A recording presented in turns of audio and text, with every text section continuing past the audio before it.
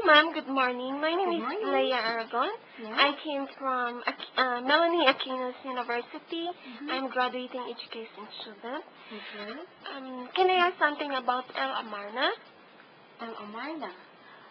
Amarna, if I could remember, that is one of the sites which has the greatest significance for the history of Egyptian civilization, but it had a shorter life compared to other sites in town or the other lands. I think, according to research, one of the authors of El Amarna reached this place on November 17, 1892, and they explored the ruined palace and the town. And they began working on November 23 on that same year, and in 3 days they found the painted pavement at the palace.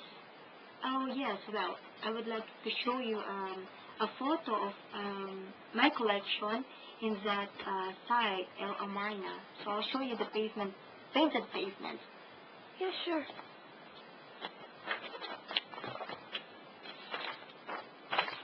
Okay, so here's one of the books that I have about painted pavements, and I think it has something about El Amarna. The first painted, here's the first painted.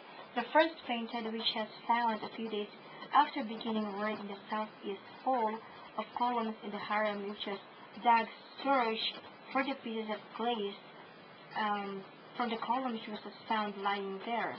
And here, as you can see, here is the second pavement. It was discovered early in the seasons of the various operations of building and roofing. So these two has the best. This painted too has the best condition, and the artist of these two groups of work, the skid is arranging his plants, and the wings of the birds are the more clumsy, and the colors are much stiffer than any of the drawings. And on the other hand, he tried to compensate for his inferiority by more variety. He alone uses insects, as you can see there, locusts and butterflies, dragonflies scattered among the birds and the colors it has, and it has turned the heads and made an unhappy attempt at novelty. Now the next one is, and one of the paintings that catches people's eyes, especially on the El Amarna site, is that the excavation thing is that in the painted of the dado. I think on the second page, if I could remember. Oh yes, this one. You can see this. I think I will help you looking this way. Okay. So in this book, this picture called Painted Dado. The useful dado was of the old panel pattern, generally painted in red, blue, and white. These figures that you can see now is not as in Greek work, groups closely together, but rather it's like a storybook with each person in separate action, and yet all connected by one motive. This picture has a story to tell. It is about the master's homecoming, and the preparation is made for him. At the left, as you can see, is an open door of the house to show that the house affairs begins there. Then comes a servant, sweeping up the floor with a palm leaf brush.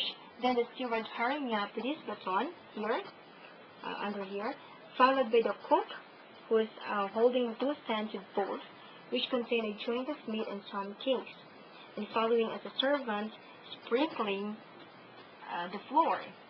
So I will show you as well the ruins of El Amarna lie on the eastern bank of the Nile.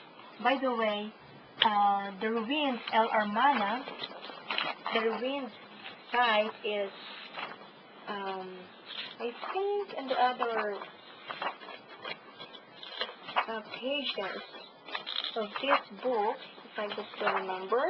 I think they are here, all here. But, okay, so now here. So this is the general plan.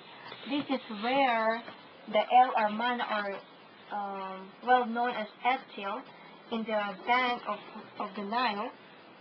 It says this name El Amarna seems seems to be a European concoction. The northern village is known as Etzel, perhaps form of Etzel, the common form of a heap of ruins. The eastern of the Nile at the border of Middle and Upper Egypt, about 160 miles above Cairo. So I think that's any more questions that you could ask and about Tel Al Amarna. Thank you so much, Mom, for information about El Amarna.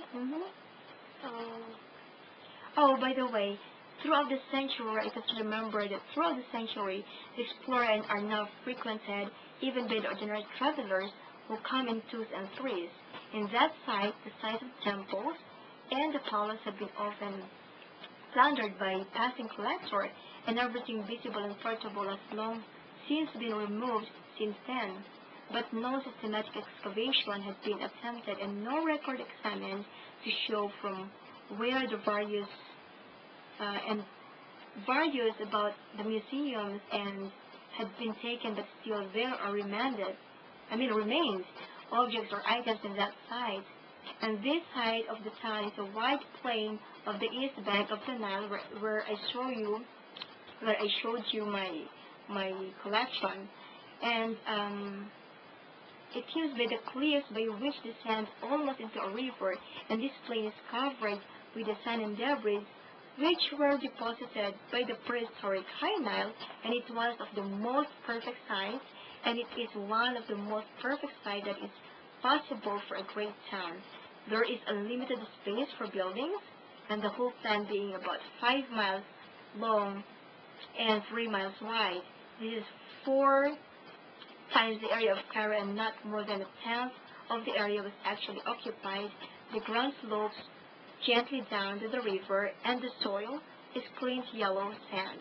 And such site was selected by Akhenaten, and that such site was selected by Akhenaten for his new city, and no trace has been found of any building.